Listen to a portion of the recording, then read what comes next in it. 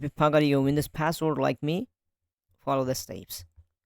First of all, you just restart your PC. Click restart anyway. Now in the screen here, click on sign in option and click on this icon. And here you can see there's an option called I forgot my password. Click on it. Wait a moment. Now at this time, you're gonna need an internet connection. Connect the PC to the internet. Now here you can see it's asking to verify. What you need to verify? You need to verify with your registered email ID. In my case, I have a verified email ID. So I need to type my poll email ID here.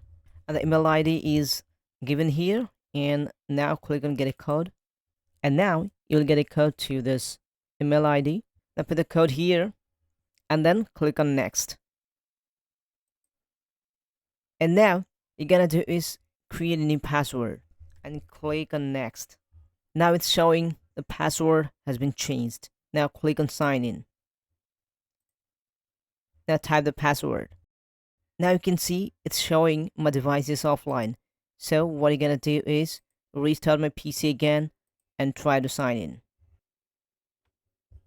Now log in with the new password.